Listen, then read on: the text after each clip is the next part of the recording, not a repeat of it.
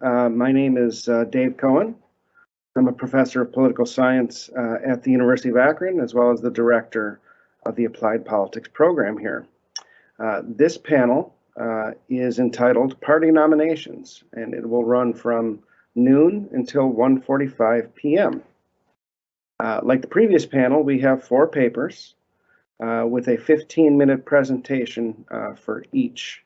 The audience may submit questions via the Q&A panel during or after the presentations. Q&A will occur after all the presentations have concluded. If you are interested in the bios of the panelists and looking at copies of their papers, they are available on the conference schedule website. So we'll turn now to our first paper.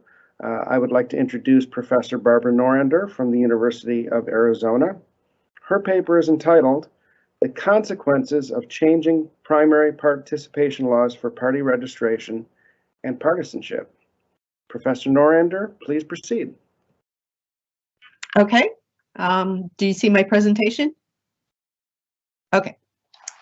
So this is a project that I've been working on for a while with my co-author, Jay Wedlin. And so we'll just proceed.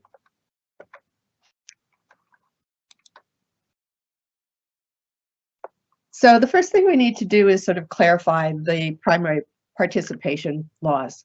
I know most of you are familiar with the classification, but I thought it would be helpful just to start out there. So about 30 states have what we call party registration or party enrollment, where on the voter registration form, they are asked whether or not they want to be a Democrat, Republican, some other party, or unenrolled is what many of the states call it. And so for those states that have party registration, the more restrictive form is the closed primary. The less restrictive form is the semi-closed primary, which allows independents to vote in one of the party's primary. The other 20 states do not have party registration. There's no place on the voter registration form to identify their preferences. So that produces two types of open primaries. The semi-open primaries, the voter asks a party official for a ballot from one party or the other. These are mainly southern states, and they have a lot of sort of remnants of the past, so that in some of these states, voters can be challenged on whether or not they support that party. Some of the others, there's a record kept and shared with the parties of which primary person voted in. In other states, voting in one party's primary prohibits the person from voting in the other party's runoff election. So there's a number of mechanisms that tie the person closer to the party in the semi-open primary states. In open primary states, there's no connection to the party. What happens in some of the open primary states is they receive a consolidated ballot, and then the Democrats are in one column and the Republicans are another, and so they just vote one half of the ballot. So these types of primary laws have been shown in the past to affect party identification and party registration. So it is the fact, or that is past research has shown the more restrictive primary participations, whether it's closed primaries or semi-open primaries, results in more people seeing themselves as partisans. And the less restrictive participation, the semi-closed and the open primaries, actually encourages people to view themselves as independents. So there's actually 60 years worth of research on the influence of primary participation laws on party identification. It begins with the American voter, where they created a scale of a variety of laws in situations that they say would promote partisanship, and the primary rules were part of this. So as you can see from the quote, they did find in this very early study that these types of laws will influence people's party identification. I did a piece back in the 80s where I looked at the state level percentage of independents and also confirmed that there's a pattern between the primary laws and how many people in a state view themselves as independents. There's a series of articles that look at the party registration and how that plays a role on party identification. And finally, there was an experiment done where people registered as independents were reminded of the need to be a partisan to vote in the upcoming, I think it was a local primary. And they found that that did influence people's party identification. So why would we expect that these primary participation laws would affect partisanship? Again, the American Voter calls it promoting partisanship. Burden and Green in their piece talk about self-perception theory, where the act of registering with a party influences the person's identity. And simply it may be that people confuse party registration with party identification, think they're the same, and therefore answer the questions in the same manner. So we're looking at the changes because the previous research was mostly cross-sectional and couldn't demonstrate causality. So we're trying to establish causality by looking at the states that changed laws in comparison to the states that did not change their laws. So a couple of Supreme Court cases played a role in the changing of primary laws during this period. One is the Partisan case, where the courts ruled that if a party in a closed primary state wants to have independents vote in their state, that that's perfectly legal.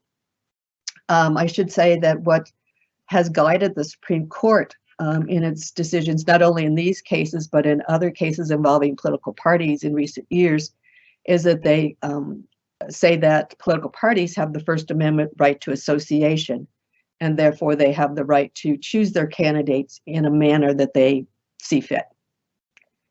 The other large Supreme Court case that has affected party primary laws was the blanket primary case where the Supreme Court struck that particular format down. There's also been some lower court cases that involve individual states. So the Republican Party in Idaho wanted to have more closed primaries, and the court case said, yes, they could do that. Sometimes politicians play a role in the changing of primary laws. So in Arizona, the state legislature put a referendum on the ballot to switch from closed primaries to semi-closed primaries in an attempt to avoid what they saw as a more drastic initiative process of trying to get a blanket primary. It turned out that the initiative didn't get enough signatures, so it didn't go on the ballot, but the referendum was on the ballot and that was passed. And so Arizona switched from closed to semi-closed primaries. California, it was somewhat of an attempt to change primary laws to sort of try to control what they saw as party polarization. So the motto that we're using is at the state level, and we classify the states based on whether they had those consistent categories or whether they changed. The dependent variable is either the percent registered independents, which we got mostly from the state websites, or whether they identify as an independent, which we got from the media exit polls. The media exit polls are not available every year for every state, so there's more variation in how many data points there are for states for the independent identification. Our main independent variable is a year count. In this rather short model, the constant will give us the percent independence in the first year, 1996. The regression coefficient B will give us the yearly change, which is what we're basically looking at. And then the R-square, how well the model fits. So we have the information for the states. I'm just going to talk briefly about the patterns. So if the state has closed primary laws where only registered partisans can vote, we find very few registered independents. And again, that mirrors what was found in previous studies. And there's also very few people who identify as independents. And there's been very little change over time. There's a couple of states where you might see an exception, but overall, there's very little change in either party registration or party identification in the closed primary states that did not change their laws. In the semi-closed primary states, as we expected based on prior research, that there should be more independence, and that's what you see. So instead of about 12% independence that we saw in the closed primary states, in the semi-closed primary states, it's a third of the population views themselves as independents, either in terms of registration or in terms of independent identification. And again, since there was no change in the primary laws, there's very little change in the percent of either people are registered as independents or view themselves as independents.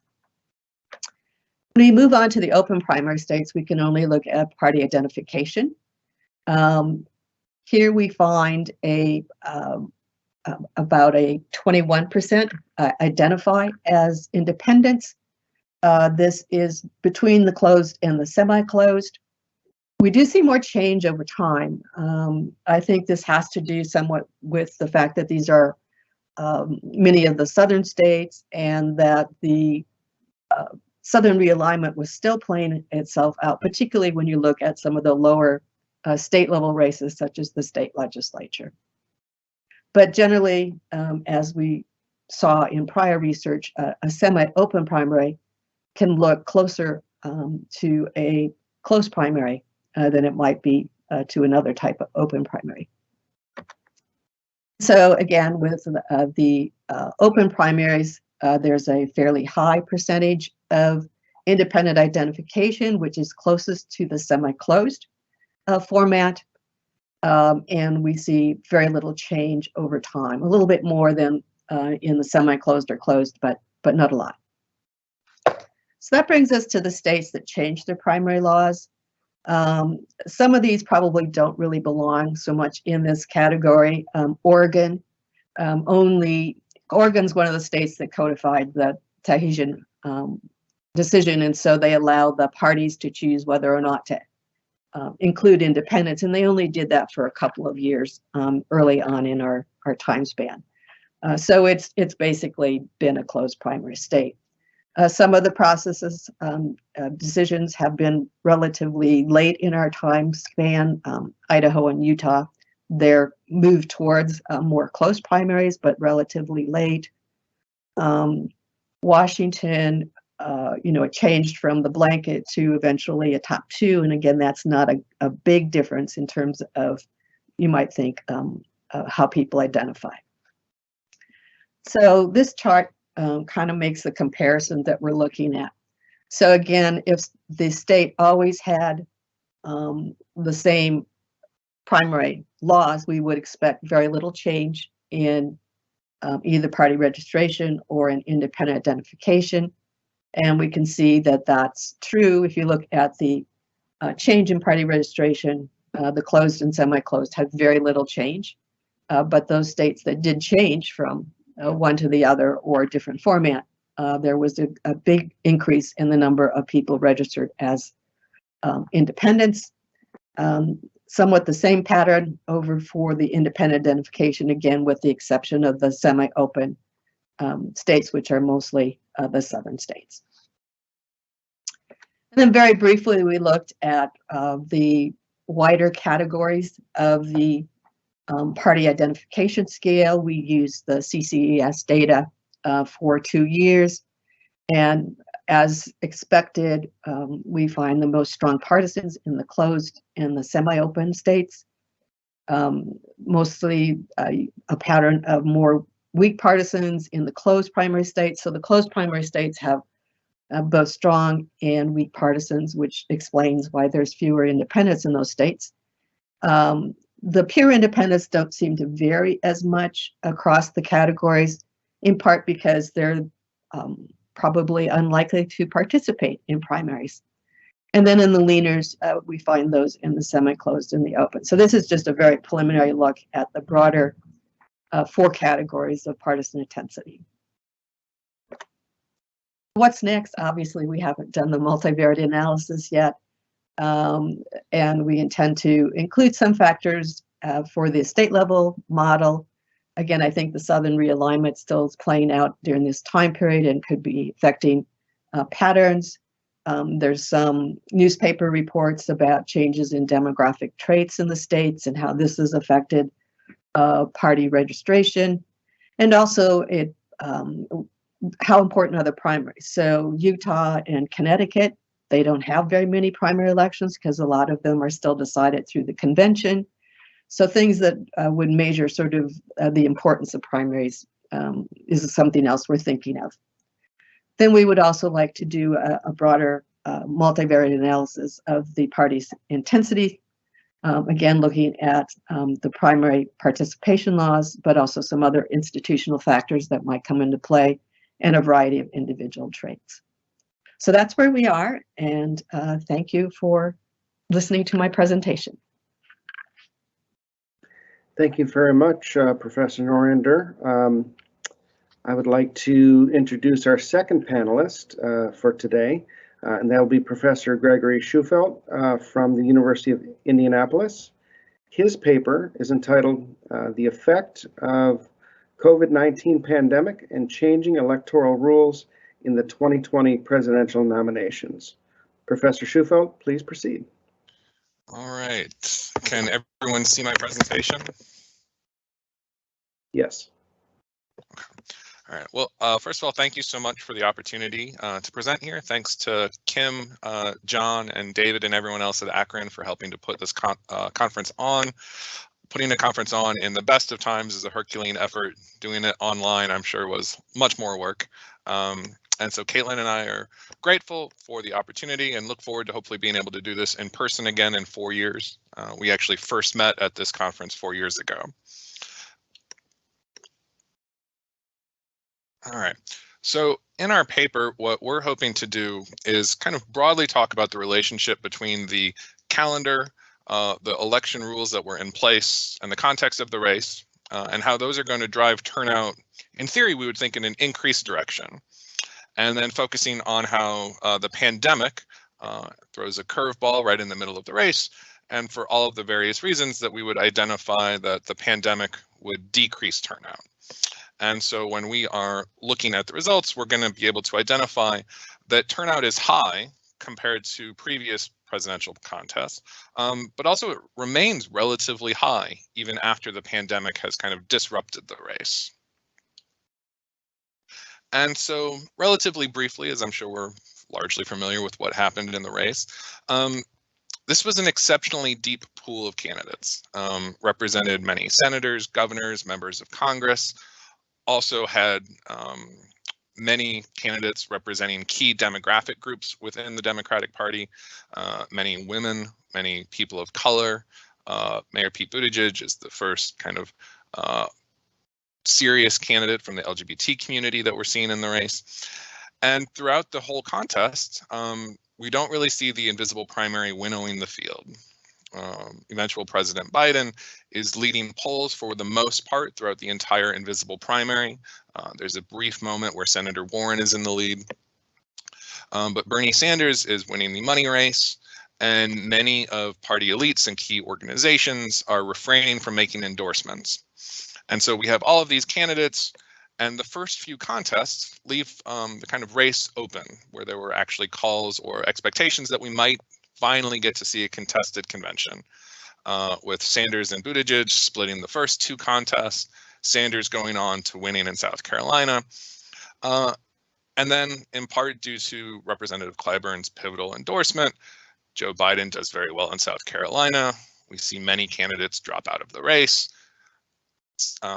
Vice President Biden enjoys a significant amount of success on Super Tuesday. And right when the race is about to be a 2-person race, COVID really fully disrupts the calendar. There's a high degree of uncertainty. States are considering whether to postpone their elections, whether to change some of their electoral rules or laws for how they are doing these presentations. And so there are a few contests, but after Super Tuesday, President Biden wins all of the remaining contests until Bernie Sanders drops out of the race in April. And so at this point, we have a de facto nominee, but we still have many contests still to come. Right? Just a little less than half of the races are going to be after Vice President has kind of wrapped up the nomination. But these features of the race would make us think that turnout would be high. Many high candidates, Democrats as the out party are going to be more excited. The animosity or animus and desire to defeat Donald Trump is high. And so all of these kind of context features of the race would make us think that turnout should be high. Likewise, the rules should matter. And so in theory, there are a few key changes to the race. And so some of these features are that there are a low number of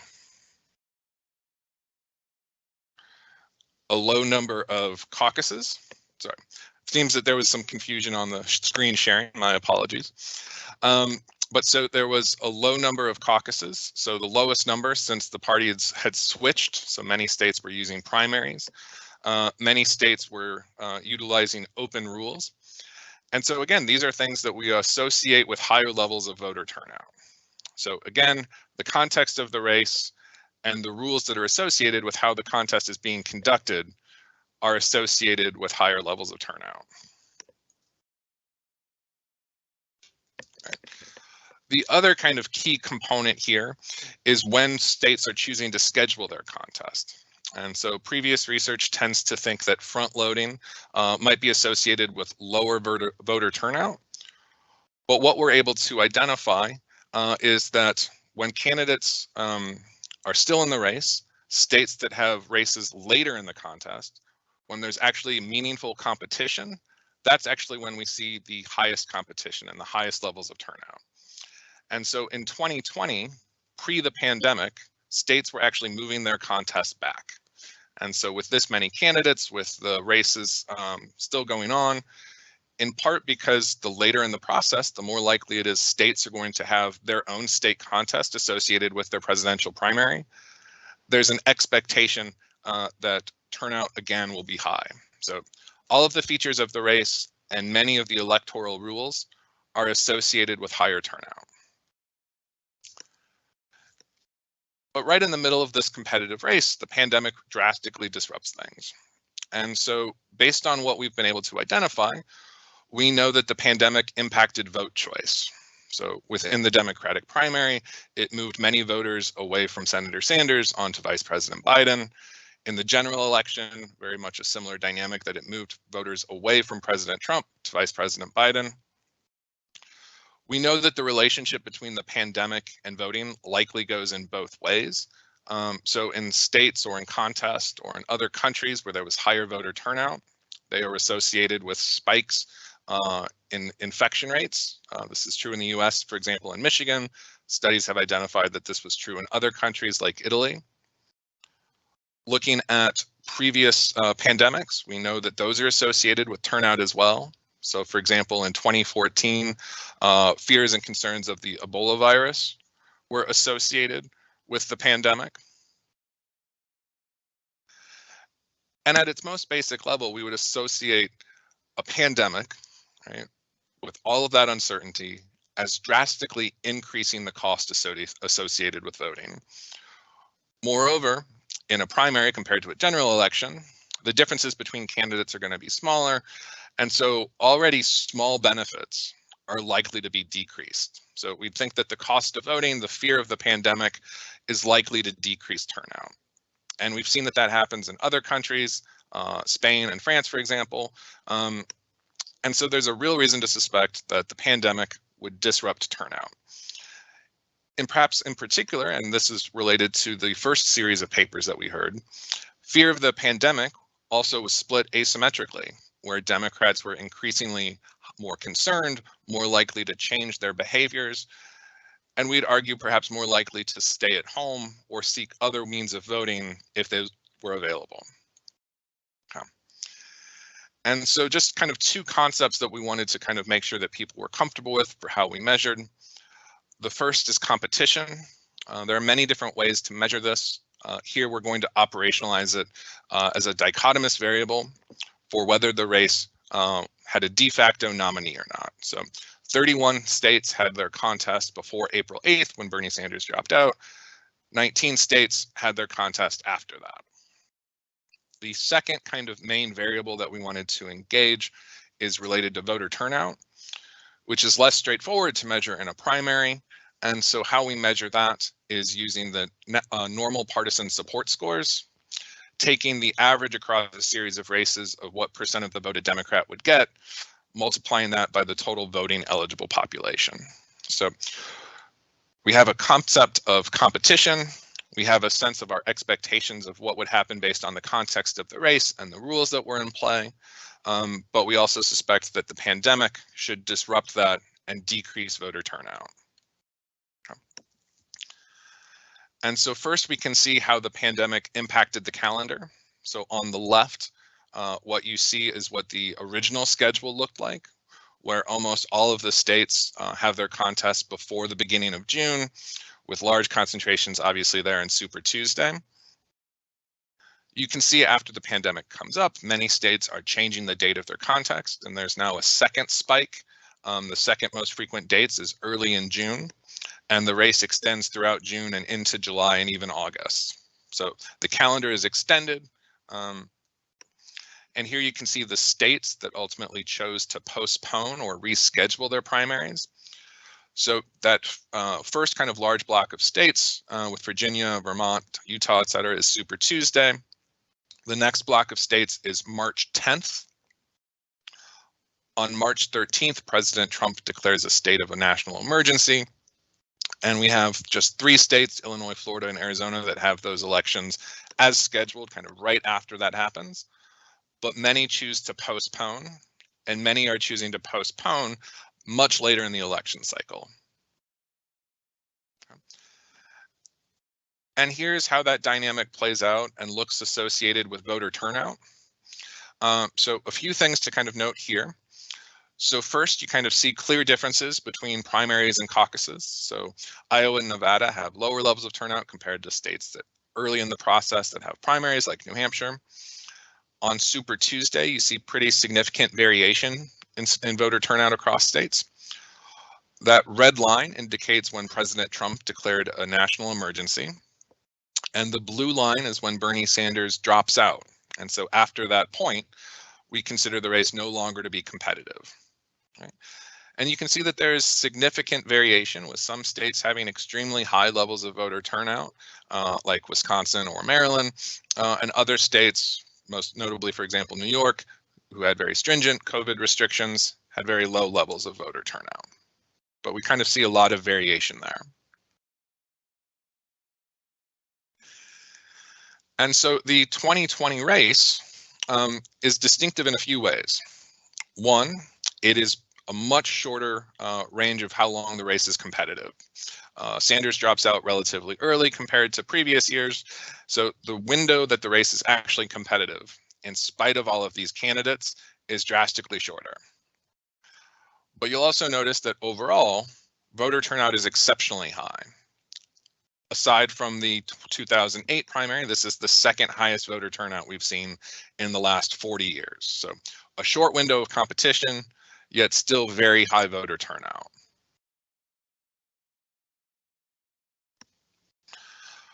Comparing voter turnout between states, the 31 states that were part of the competitive era, so before April 8th, versus voter turnout after Senator Sanders dropped out, you see that there is not much difference, right? Just a very small difference between voter turnout if you had your contest during the competitive portion of the primary, or if you had your contest when it was no longer competitive.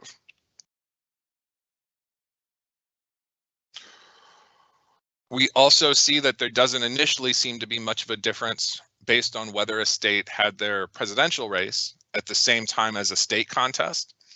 So there's no statistically significant difference if you had your contest, your primary or caucus at the same time as your state elections. But when we pack this out, whether it's during the competitive phase or during the non-competitive phase, we do start to see a little bit more of a difference. So the vast majority of states that were during the competitive portion, because it's earlier in the calendar year, were not associated with separate, with their own state elections. But we don't see much of a difference in turnout for those that were during the competitive portion.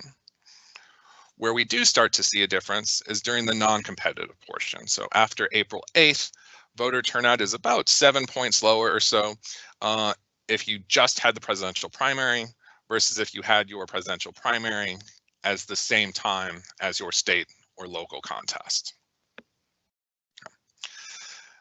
And so for us, voter turnout is relatively high and perhaps higher than we'd suspect. While we do see a bit of a decline, we can't necessarily attribute that to COVID. And so we are curious, if the race had stayed competitive for longer, what would have happened to voter turnout? We've been able to identify that whether or not your state chose to have a primary at the same time as your state contest might have played a role. But in future research, we're interested in seeing what else might play a role here. So part of this allows us to engage in multivariate analysis, look at previous years. We're interested in looking at different measures of competition. So for example, instead of using a dichotomous measure of whether or not there's a de facto nominee, whether we focus on, for example, how large the delegate lead is, and looking at other other variables that might play a role here, like whether the state had a Democratic governor, how competitive control for state government is.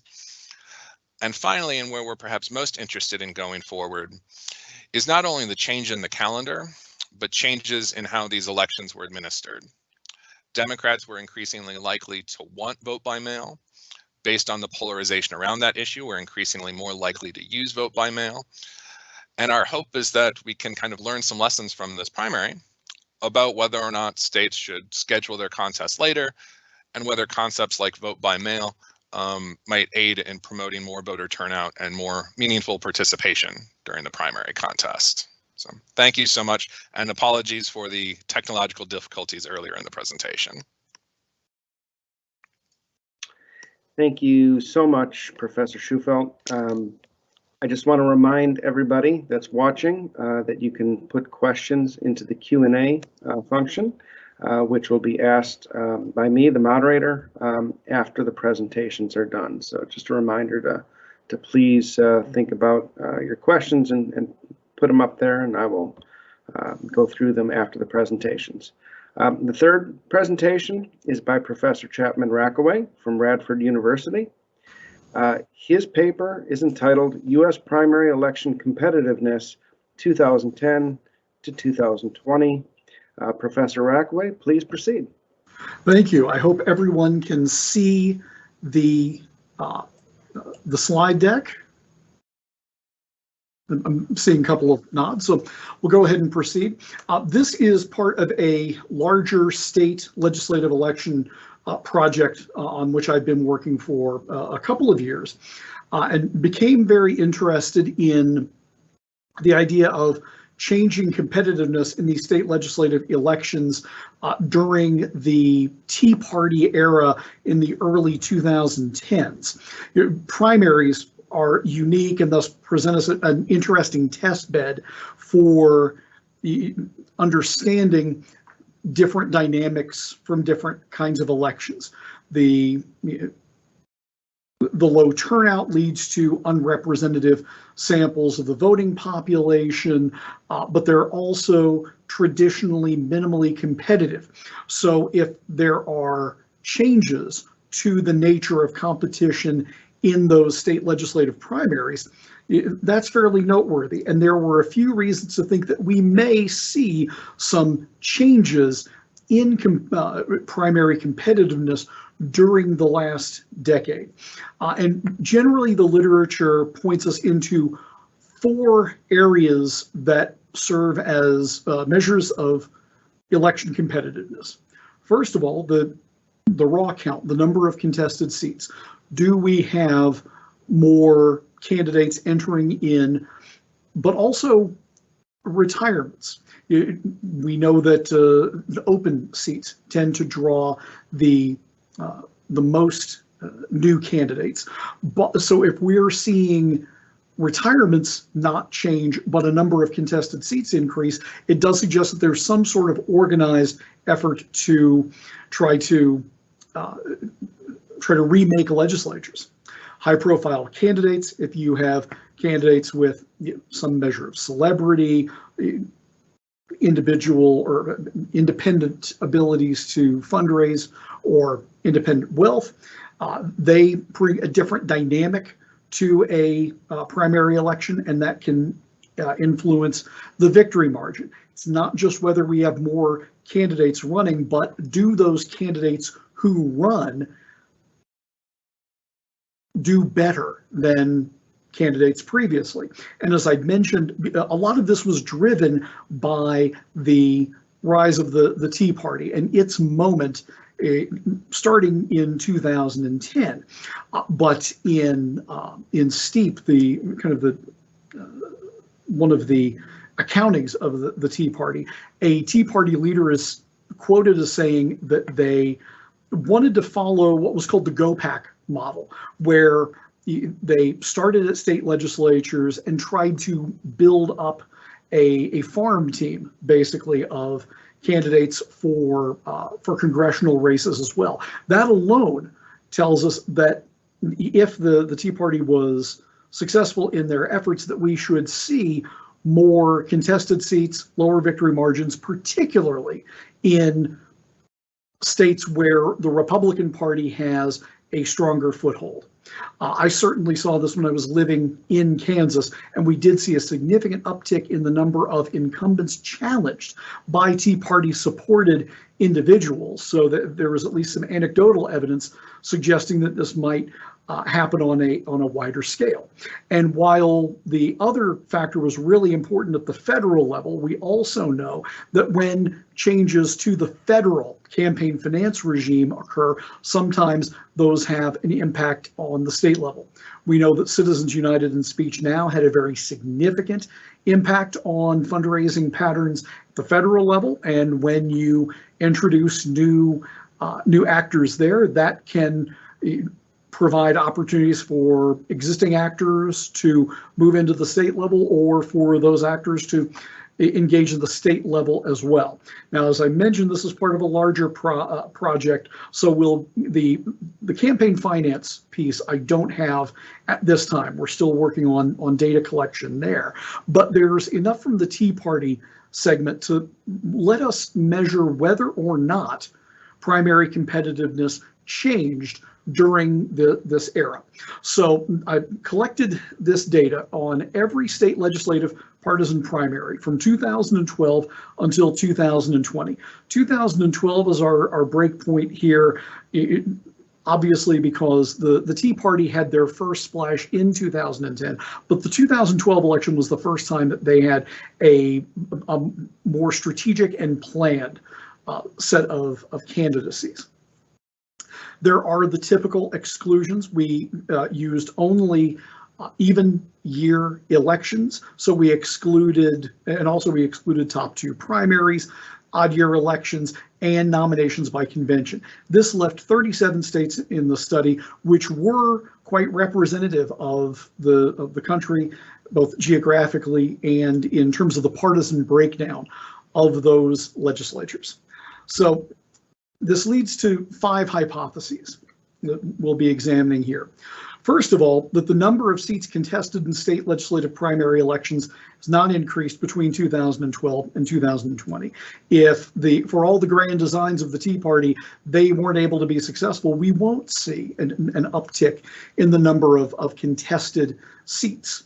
And that they will be affected by candidate recruitment from these outside entities, which places as an hypothesis too, that open seat races or that the number of open seat races are more related to traditional structural factors such as running for other offices, strategic retirements, rather than incumbents being challenged by recruited outsiders. Third, that the primary or the party competitiveness in the state will not necessarily relate to candidate emergence, because we should see within Republican states, since the Tea Party was trying to move the Republican Party into a new zone, we should see this in stronger detail within Republican strong states than we would in more competitive or in Democratic states. And as the party institutionalizes, there should be a progression in successful primary challenges over the span of 2012 to 2020. Finally, the margin of victory, which is measured here as the difference between the top two vote getters when you have multi-candidate primaries. And there's another exploration of the data that I'm going to take out and focus just on those multi-candidates. But most of the races were one-on-one, so we just take the margin of victory as the top vote-getting candidate over the second highest vote candidate. With that data, let's talk about the results. I've shown state House and state Senate results on the number of contested primaries over the span of time. We should see an increase over time, and we do not. In fact, everything stays within the same general level of variance. So there appears to be, just from the outside of it, if the Tea Party was successful in recruiting a lot of candidates, it's not significant enough to show in the aggregate number of contested primaries over this span of time. So I then decided to explore this a little bit further into what inspired those House and Senate, State House and State Senate candidates to emerge. So into whether the primary is contested or not, we have 4 variables here. One is just a variable whether the state has term limits or not. Obviously, when you have term limits, you're going to see a higher turnover, and we can account for that. The NCSL presents also a 5 criteria run of legislative professionalism, green, gray, and gold. So it created an index of increasing professionalism. There's another strain in the literature saying that we should see in more professionalized state legislatures, we should see a higher level of competition generally. Then the third variable is the aggregate number of retirements. And finally, a variable for party control of the legislature. Did Republicans or Democrats have majority in that chamber? You can see the regressions here for both House and Senate. House is the top table and Senate is the bottom. There's an interesting trend or a lack of trend here because we're seeing that term limits really don't have an aggregate effect on the emergence of state House and state Senate candidates. Retirements are the variable that is most significant, and that's certainly to be expected. Is when people leave the chamber, that's going to bring in more primary candidates. But there's nothing there saying that there's been an outside influence or a group like the Tea Party that's gotten either House or Senate candidates to emerge more. For entering a primary and challenging an incumbent, we maintain the legislative professionalism variable and the party control of chamber, but we introduce a variable for the statewide party competitiveness, and we use the previous presidential Republican candidate's margin of victory or defeat, and then finally a size of the party's caucus. Because another one of those elements we saw from the Tea Party is that they really focused on states that had strong Republican bases. As I mentioned, Kansas was one of the epicenters of the Tea Party's efforts. So we shouldn't expect to see very much of that on the Democratic side in the two chambers. But what we do see is that most consistently, when there is a larger party caucus on the Democratic side, that tends to bring in more candidates. Certainly, that's to be expected. But none of the other variables consistently reach statistical significance. On the Republican side, it's even more varied. For the House, you'll see early on, and this is probably an artifact of the Tea Party, the 2012 had strong significance on the House Republican caucus side. But then it doesn't return until 2020, which is the next time we see an uptick in the aggregate number of challenges. Obviously, there's a state Republican Party strength factor because Republican presidential victory margin lagged from the last election, comes through on the House side, but we see on the Senate side fairly similar. So we're not seeing a difference between House and Senate candidate emergence for this phase. Turning to incumbent loss. No, I'm trying to keep it on quick time here. Regressions, ran regressions here on the Democratic House and Senate side over these 5 cycles, and you can see that we have number of aggregate seats in the legislature as a control, party caucus size, party control of the legislature, that the margin of victory, number of uncontested seats, and that index of legislative professionalism. And again, we're seeing that party control is, at least in Democratic House seats, the only element that really drives incumbent loss. So the new candidates entering in are having no more success in defeating incumbents than we had seen prior to this, especially work like Ansola Beher and colleagues' 2006 piece on primary competitiveness in the 20th century. But on the Republican side, we expect to see a bit more, and we do see a bit there. In 2012, the having a Republican-controlled House matters. Having a larger chamber where you would expect more candidates comes out as significant in 2012 and 2016. But the artifacts that we're looking for some sort of concerted effort to recruit candidates and have them enter into these races is just not happening.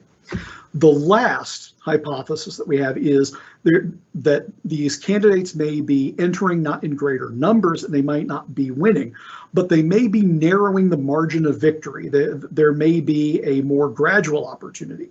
So I looked at that 2-candidate margin of victory for the Democratic side. You've got the House and Senate regressions here, and as you can see, all of the variables on the House side and just a few on the Senate side come through as statistically significant. So on the Democratic side, we see no change. On the Republican side, where we expect to see a bit more change, we see it, but it's inconsistent. And it's only on the Senate side that we see any variables emerge of statistical significance. They're all in 2012. So aggregate number of seats in the legislature, the professionalism index, and uncontested seats all emerge as significant, but there's nothing in there that suggests that the Tea Party either had early success or any consistent success in managing to increase the number of candidates or the quality of candidates that took on incumbent legislators seeking state legislative seats over the span of 2012 to 2020. As I mentioned, this is part of a larger project. We've got the multi-candidate data that we'll be breaking out in a separate thing. I've already started working on that. We have some preliminary data that's really interesting, that the multi-candidate races do appear to be more competitive, but that is very likely a function of being open seats. Further, I'd like to be able to test the campaign finance angle of that and see whether or not the changes of the campaign finance regime resulted in more money flowing into these candidates or not. These results suggest that we should not see that, but we'll have to have the data and analyze it to be able to turn that out. So the primary upshot from this is that the story of state legislative primary elections does not look appreciably different, even under exogenous shocks, from the picture that we saw from Ensola Beher and colleagues' 2006 piece on 20th century federal primary elections. That's all that I have. I'll turn the mic back over. Thank you so much, Professor Rackaway. I got to say, this is the first time in like a quarter century of being in this business that I've moderated a panel where everybody's sticking to the times. I haven't had to remind anybody once, and we're running right on schedule. So thank you so much. I also want to remind people that are watching, of course, to put questions into the Q&A so that we can have a discussion after the presenters are done. Otherwise, you'll just be stuck with my few terrible questions, and that'll be it. So it's a plea for questions. Right now, I would like to turn it over to our fourth presenter, Professor Robert Boatwright from Clark University. His paper is entitled, "What did the 2020 congressional primaries tell us about the direction of the Democratic and Republican primaries?" Professor Boatwright, the floor is yours. Thank you. It's great to be here. I always enjoy this conference quite a bit. The paper that I'm going to talk to you about today is another in a sort of project I've been doing for over a decade now, trying to track primary challenges to incumbent members of Congress. These are always kind of weird events, so the media pays a lot of attention to them. But I think people tend to overinterpret what successful challenges mean, and the stories often become accepted as true. That is, in the case of somebody like Eric Cantor back in 2014, it's not at all clear that Cantor lost because of the Republican Party not being conservative enough or anything like that, but that became the narrative. Similarly, in the case of Alexandria Ocasio-Cortez in 2018, it could well be that Joseph Crowley had just lost touch with his district, but the narrative that came out of that had a lot to do with the ascendancy of progressives in the Democratic Party. So it's important to have a time series of primary challenges to incumbents so that we can determine what's anomalous and what's not, to try to figure out if there's a trend. I wrote a lot about this in the 2012, 2013, and I argued at the time that we were making a lot of fuss about nothing. Primary challenges were rare affairs that often didn't mean a whole lot. I think by now, after tracking these things for a few years, I'm ready to take back the claims that I made at the time. In 2020, we saw more competitive primary challenges than in any year since 1992, and we saw a particular increase in the Democratic Party. We also saw more incumbent defeats than in any non-redistricting year since 1974. And finally, we saw differences in the types of challenges that emerged. So I'm going to document these for you in a bit, but I first of all want to offer you three different theories about why primary challenges happen. One argument, something that I've made in the past, is that they're driven by interest groups. Primary elections are a low-cost opportunity for ideological interest groups to make a large independent expenditure or to target a national base of members in one congressional district, try to catch incumbents napping.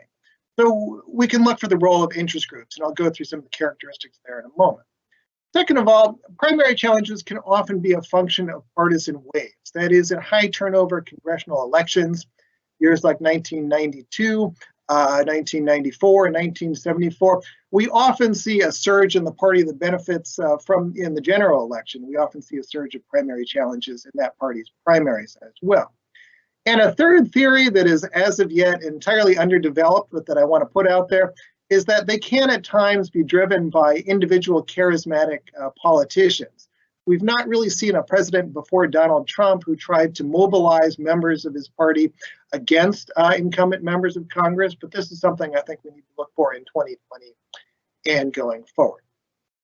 So here's the basic story about the 2020 election. What you see here is the raw number of primary challenges in which the incumbent in that party was held to less than 75% of the vote. So you can see that in 2020, we saw more primary challenges than in prior years. And most consequentially, there was a surge within the Democratic Party. We saw the largest number of primary challenges in the Democratic Party in quite some time, while Republican challenges declined a little bit compared to earlier years of the decade. And most consequentially, I went back and I looked at National Journal, Almanac of American Politics, and other kinds of sources, try to come up with a categorization of different kinds of primary challenges. And what you see here is that in the Democratic Party in particular, the number of ideological challenges, that is, challenges based on the allegation that the incumbent was not liberal enough, took off. And then in the case of the Republican Party, the number of challenges based on the incumbent's alleged lack of conservatism was still historically quite high, but somewhat lower than in past years. So what's going on here? Well, here I give you a number of characteristics that I think are common in interest group-driven primary challenges. They're often driven by a small number of groups, as I mentioned. They recruit and train a very small number of challengers and target individual incumbents in order to send a message. Such groups will often try to claim credit for the defeat of incumbents who might have already been vulnerable. They'll try to take advantage of idiosyncratic primary rules in some states. They'll often try to nationalize individual primary races by advertising them to their members. So you can see an increase in out-of-state contributions, small contributions, and independent expenditures in the primaries that such groups target. And in many cases, groups such as these are willing to risk general election defeat for their preferred party in order to send a message to basically scare all members of the party that they wish to pull towards the extreme. So what happened to Democrats in 2020? What you see here is a list of members of Congress that were supported by Justice Democrats, which is a group that emerged on the left beginning in 2018. In the paper, I talk a great deal about an interview that I did with Waleed Shahid, the spokesperson for Justice Democrats. And what he told me, which was kind of nice to hear, was that yes, his group followed all of the characteristics that I noted here about interest group challenges. And he said that he'd read a lot of political science literature about how to do this sort of thing, and that basically they were responding to what political scientists had said were characteristics of successful conservative challenges in 2010, 2012. So in 2020, Justice Democrats targeted 3 races where they were successful. You see that with the red stars here: Maureen Newman in Illinois, Cori Bush in Missouri, and Jamal Bowman in New York. And they focused their attention as well on 2 races where they were unsuccessful in Texas and Ohio. They put all of their independent expenditures into this small number of races. And in some of these cases, particularly the races that Newman and Bush were running in, they targeted races where the same candidates had come quite close in 2018 to try to pull them over the edge. So I won't go into great detail here other than to say that there's clearly evidence that Justice Democrats in particular sought to use primary challenges in order to gather attention, in order to make the case to Democrats that they needed to support more progressive candidates. Now, if we think about partisan swing, I had argued back in 2013 that it was relatively common for primary challenges to surge in years where general election competition went up. You can see here that there's a fairly tight correlation throughout much of the past 50 years between the number of competitive primary challenges, that's the green line, and the number of incumbents defeated in the general election, that's the purple line.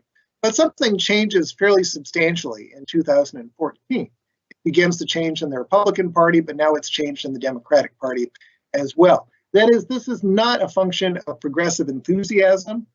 It is instead an effort by groups to target incumbents regardless of the overall political climate.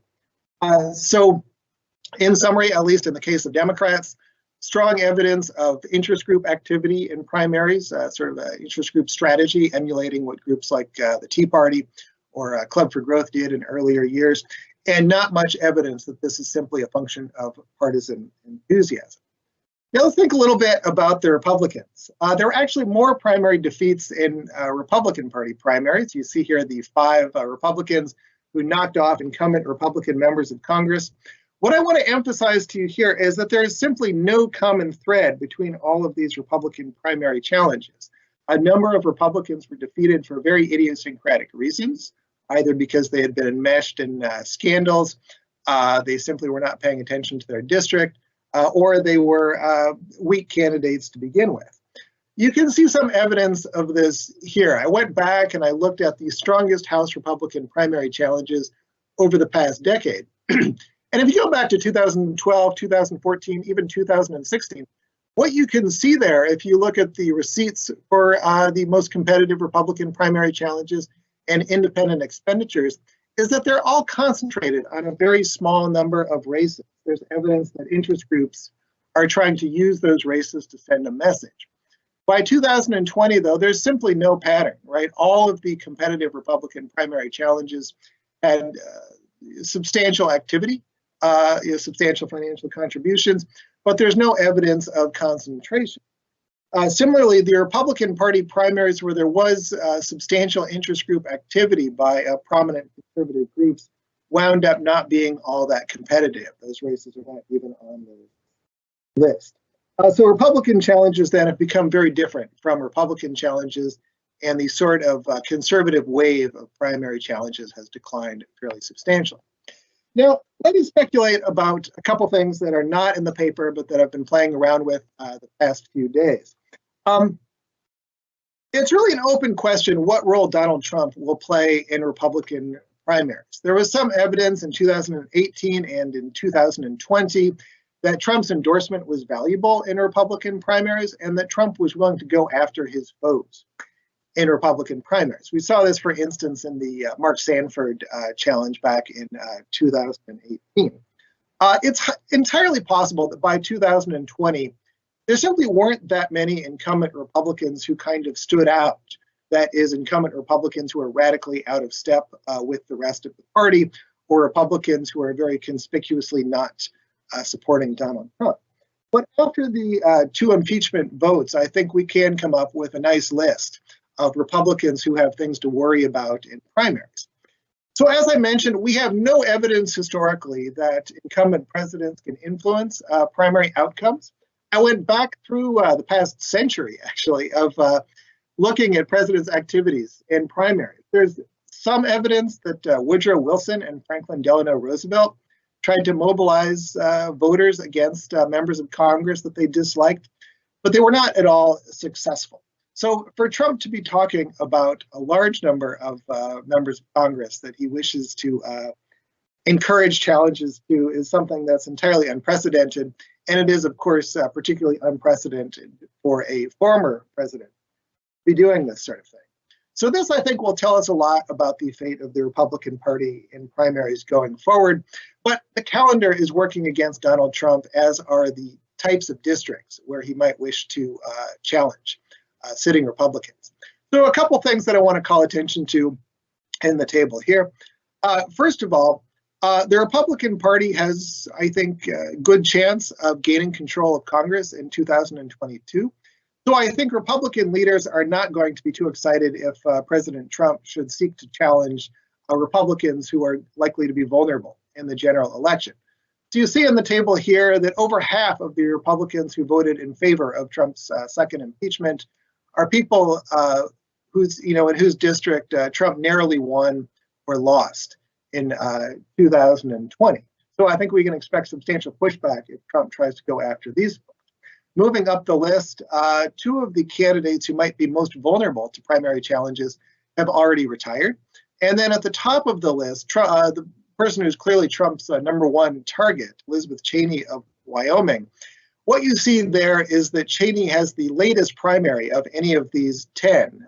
Primaries tend to run until the Tuesday after Labor Day, so it's one of the latest primaries on the entire calendar.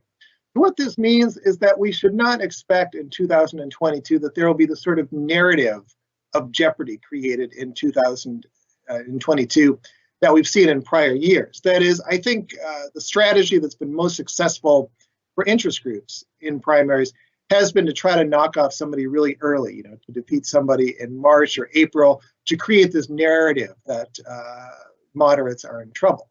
So Trump does not have a good early target to go after.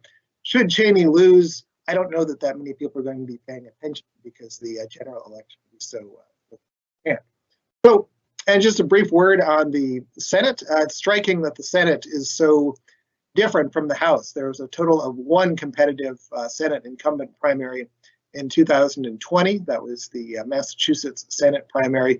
So the Senate primary is very quiet this year. So what does this mean? In the case of Republicans, I think all eyes will be on President Trump, but it's striking that the sort of ferment within the Republican Party, the activism of conservative groups, the Tea Party, and so on, is now almost entirely gone from the party. There's effectively no interest group activity in Republican primaries anymore. In the case of Democrats, we are seeing the sorts of challenges within the Democratic Party that we saw among Republicans in prior years. That is, ideological interest groups trying to show through their primary challenges that the party needs to move to the left. There's little precedent for these types of challenges persisting, however, across multiple cycles, and 2022 will be a particularly challenging cycle for Democrats. So it's not at all clear that this will continue. But what I think is most noteworthy is that primaries are now no longer simply a carryover from the general election. That is, we don't anymore see partisan fervor partisan waves rather shaping primary competition. Instead, it's a matter of polarized groups trying to pull the party to the extremes.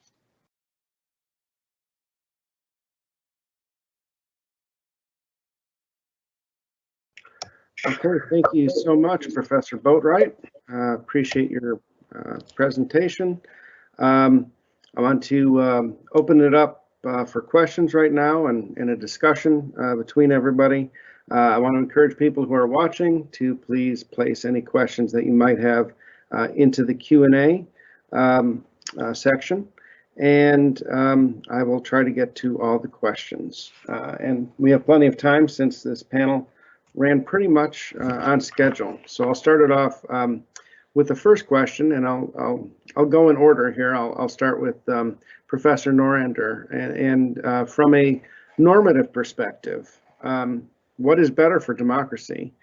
More closed primaries or open primaries? I think the responsible party proponents would probably argue maybe closed primaries are better for the health of democracy, whereas those that worry about increased polarization would argue the opposite. So I was just hoping you could maybe shed some light on that, and any of the other panelists, feel free to jump in on this. Okay, so one of the things that I've talked about over time is that you get in closed primary states more partisans. And as you have more partisans, you're going to have a more diverse group of partisans. So the idea is that closed primaries produce more partisans, it expands the base of the party, and it may make the party more moderate. Yeah, so I'm of the mindset that closed primaries would actually be beneficial, while most of the journalists and activists talk about opening up the primaries to reduce polarization. Anyone else have any comments on that? Or all right, if not, I'll ask Professor Shufelt. To what extent, in your opinion, has COVID permanently altered the turnout model, particularly partisan differences in absentee and vote by mail voting, where we're seeing some real partisan, breakdown where we might not have seen it before? Is this going to be a permanent thing that's with us? And also, of course, the President Trump's, jumping into this issue and encouraging his fellow partisans not to vote by mail. Yeah, It's a great question, and I would actually think that it's probably going to be based on the rhetoric of Republican Party elites, connecting it to the first series of talks in the panel. That in theory, there's nothing about vote by mail or making some of these convenience voting reforms. They're not necessarily partisan, and they weren't prior to 2020. There weren't partisan advantages for these sorts of things. So if the Republican Party would start to message about, hey, this is a good way for our people to get to the polls and get more people to participate, I don't think that we would necessarily see the partisan split that we saw this time. But I think at this point, since these are decisions that are going to be made by states for the foreseeable future, it's going to be Democratic states that are going to be passing these sorts of laws that would make primary participation a little bit higher. Well, and a follow-up to that, would Republican states then be necessarily at a disadvantage, by doing that, by making this a partisan issue? Not necessarily even Republican states, but the Republican Party in general. To me, it seems self-defeating by discouraging their voters to use this. Yeah, I could definitely see that in a general election. I would think in terms of a primary election, it kind of gets back to your initial question of, is it good to have responsible parties versus more participation? Having more restrictive primary processes might actually promote more responsible parties, but that might not translate in a November election. Okay, anybody else want to follow up on that? Okay. Professor Rackaway, regarding your presentation and your paper, one thing that I thought about when I was reading and listening to you was, had you thought about looking at gerrymandering and the efficiency gap as a variable in your research? Because to me that seems like potentially an important part of this discussion. Absolutely, and I think that a lot of the gerrymandering factor was probably soaked up in incumbent retirements, but we really won't be able to tell that much until the next cycle kicks in. Everyone who's doing the remaps now, I think that if we look at the 2020s and compare those to the 2010s, we'll have a better sense about the role of district boundary lines than we would have in this, because the other part of it is, through the data set that I have, the districts are a constant.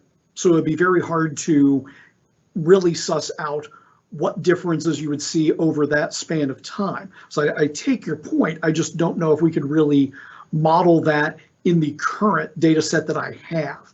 But it's a great point, and it's something that I'll keep in mind how to model as I continue to expand this project forward. So thank you. It's a great point. And continuing a theme, I have a question for Professor Boatwright. I noticed that many of the higher percent years of challengers occurred in the last decade. Could the increase in the number of gerrymandered congressional districts and the subsequent decrease in competitive districts be a factor in all of this? Yeah, absolutely. It's not a linear pattern. So there's clearly something else going on, but yeah, that's part of the story. And I was curious, you mentioned, and I think it was the last slide, that Senate primaries are so different. Do you have any theories as to why the Senate is so different? Well, I think the thing that I think has been most striking over the past decade is that during the years prior to Trump, there was a lot of turbulence in the Republican Party, a lot of Republican Party primary challenges in the House and in the Senate. Democrats have traditionally had much quieter Senate primaries, which I've tended to attribute to the Democratic Party leadership being more in control of the party, doing more to dissuade challenges from happening. So part of the story in 2020, I think, is that the Democratic Party really lost control to an extent that it never had before. But I think the DSCC is still very concerned about the potential that primary challenges might disrupt the party. So there wasn't much they could do to stop the Massachusetts one from going forward. However, there was zero chance that that primary would affect Democratic Party control. But I don't think that's the case for too many other Democratic primaries. Okay, thank you. One last question, and I'm going to go back to Professor Shufelt. That is, I recall during the primary, Bernie Sanders was heavily criticized for not wanting to reschedule some of those primaries. I think Wisconsin was one of them, and maybe some others. But it seems that the delay may have significantly hurt him in the primary, based on the fact that he dropped out on April 8th. So please comment on this. Yeah, I would have to think from a Sanders perspective, getting the race down to a two-person race would be fairly attractive, and that the delegate lead wasn't necessarily as far along as it was the previous time that he ran.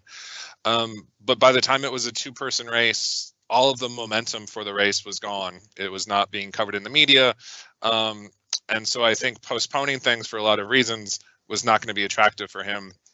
Trying to consolidate liberal or progressive support was something that I think he wanted to do right away. And the longer the race was going to go on, I think it was going to pose some problems if this was not going to be at the forefront of people's minds. Well, thank you all very much. I'm looking at the Q&A. There are no questions in the Q&A. I've run out of questions. Does anybody have any other comments or questions for each other? If not, this may be a first. I mean, we'll be adjourning fairly early. It's been a pleasure being on the panel with all of you. Then I enjoyed seeing the other papers, and thanks for allowing me. And I've wanted to be part of State of the Parties for some time. And I would just like to thank everybody. I've read all your papers. Presentations were great, and I want to thank you for your contribution. And thank you, David, for guiding us along and asking some great questions. David, right. Real quick, I can actually see some questions in the Q&A. Really? I see them. They're not popping up for me. I don't have any publish tab. Yeah, for whatever reason they're not popping up for me. So you know what? Maybe you can take over the role of moderator right now and ask some of those questions. Sure, because I've demonstrated that technology is my strong suit. So this seems like a good idea. Thank you. I appreciate it. Yeah. So the first question was something that I am thinking across these papers is the implications on the increased entry of non-traditional candidates in recent years up and down the ballot against incumbents across primary types or otherwise. How do the panelists see this in relation to their findings, and do they see it as a normative good for who represents us and how voters perceive how they are represented? That is an interesting question. I think I have some relation in my paper there, because these non-traditional tend to be inexperienced in politics, but they come in from media, they come in from business, and so on. And I think the lack of competitiveness of these challengers speaks to the fact that despite a lot of rhetoric about people who want to disrupt politics as usual and want people who bring a different perspective, they then don't follow that up at the polling place, because these individuals aren't winning, at least at the state legislative level. But that may be a function of profile. I would defer to Professor Boatwright here, who has more of the federal side of it. He may see a very different vision of this at the federal level. So I think at the federal level, by definition, somebody who runs against an incumbent is an outsider, right? Parties never, ever want this to happen. So I think what we've seen over the past decade is that there's really a base vote against incumbents that's grown larger. I think there have been a number of Republican primaries, for instance, where candidates who raised no money, did no campaigning, still managed to pull 20–25% of the vote from voters who just want to vote against the incumbent. I think the other striking thing in the past decade that will be a pattern going forward is that if an individual independent expenditure PAC or super PAC wants to get involved in a primary, they can really compensate for poor fundraising abilities or a lack of political experience on the part of candidates. So some of the primary challengers we've seen in recent years are people who really had no political experience but had some rich benefactor willing to spend a lot of money on their behalf to make their race competitive. So I don't think it's a great thing for the health of the parties or for democracy necessarily, but it's really a function of our campaign finances in a lot of ways.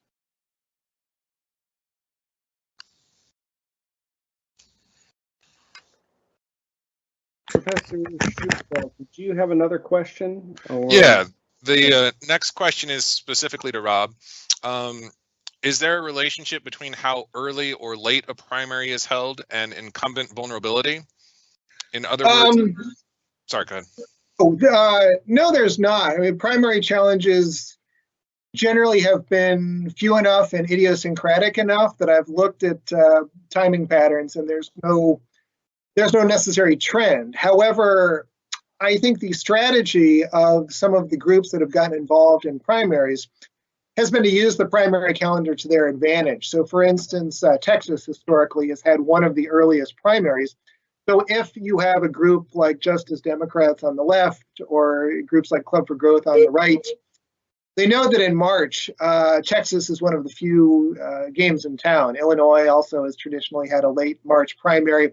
So if you want to put all of your resources into a primary in Texas or Illinois, what that means is that then in June or so, you'll have another chance, right? You'll have another batch of primaries, and you won't be taxing the efforts of the small donor base you've got nationally by making them pay attention to 2 or 3 primaries at the same time. You can focus on one and then another.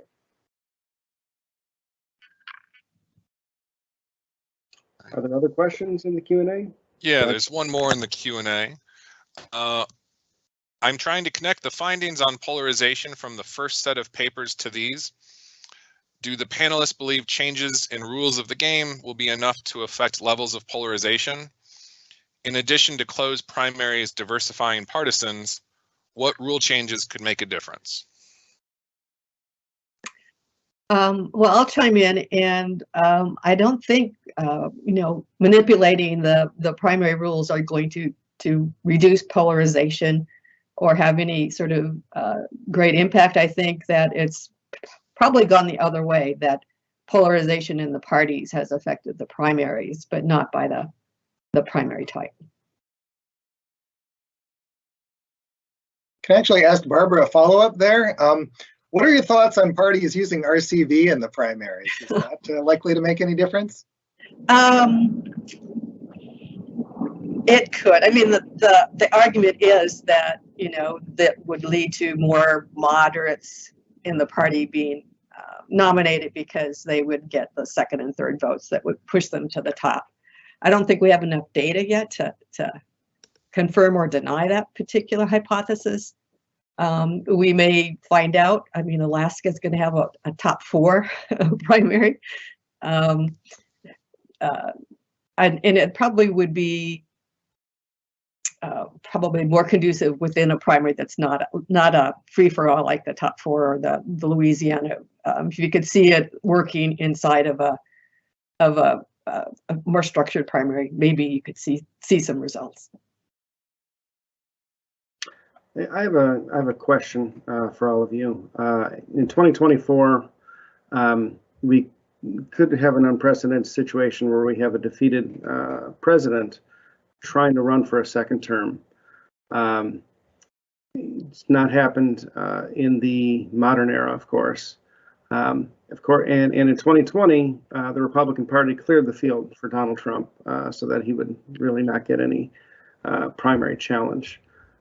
If President Trump runs again in 2024, your thoughts? Do you see the party clearing the field again, or there being an actual competitive primary process? Well, if you think about the past in terms of presidential primaries, usually an incumbent president's not challenged. I'm trying to think of examples where a defeated candidate might have run a second time. I mean, obviously, Biden never was the nominee before, but he ran several times, and that did not necessarily clear the field early on this time. And I'm sorry, in terms of clearing the field, what I mean is there were a number of state parties that changed their rules in terms of who could enter a primary. Do you see the Republican Party actively trying to change the rules to make it more difficult for anybody to challenge a President Trump or to give him an advantage? Well, basically what's happened when there's an incumbent president is there's a half dozen or so states that cancel that primary. And it's usually the state party asking the state government to do so. I mean, it occurred with Obama when he was president. There were about, again, another half dozen or so states that canceled their primaries. I'm not sure that, Trump would have enough influence over the state parties for them to ask to cancel the primary. That's my only information I have.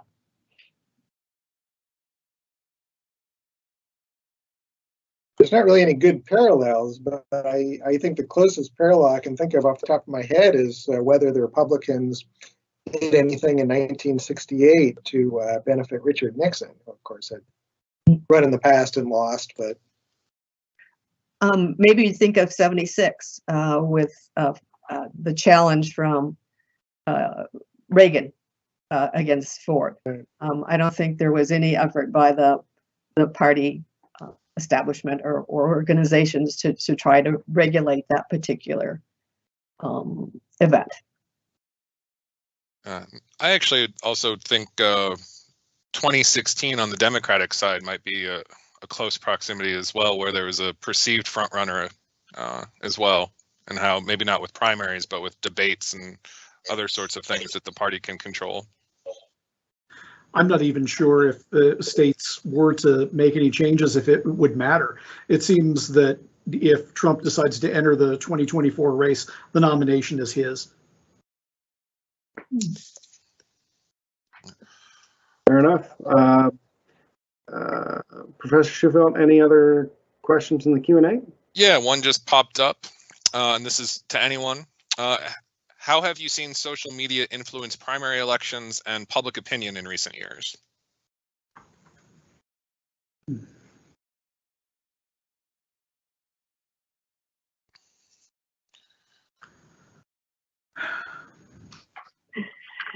I don't study social media, so I don't know how it's connected to primaries. I'm thinking about some of the things like Trump using social media to try to call some incumbent Republicans rhinos and gin up some potential primary challengers at the state level.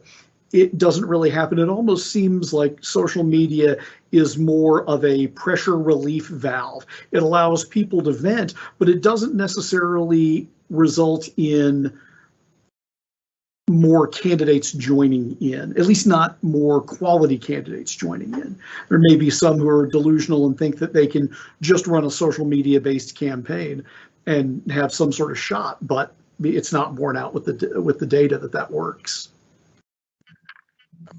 I wouldn't think to connect social media too much to the election laws or kind of the processes in place, but I would think that there would probably be a connection with the rise and use of social media as a tactic for groups like Justice Democrat to coordinate, to concentrate people across state boundaries to a small set of race to kind of help kind of target incumbents, I would imagine would be a way that we've probably seen them play a role.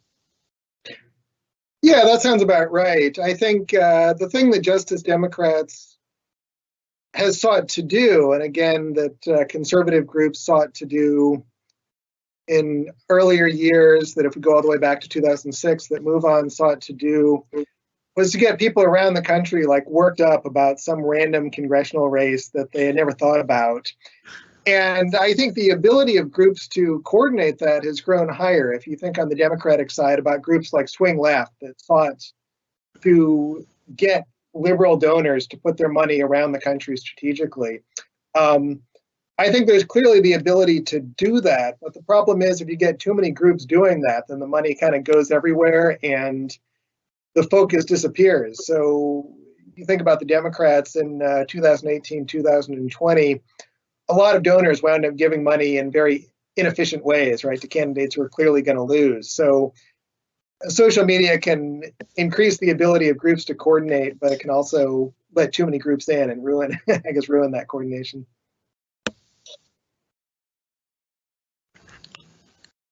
That is all of the questions currently in the Q&A.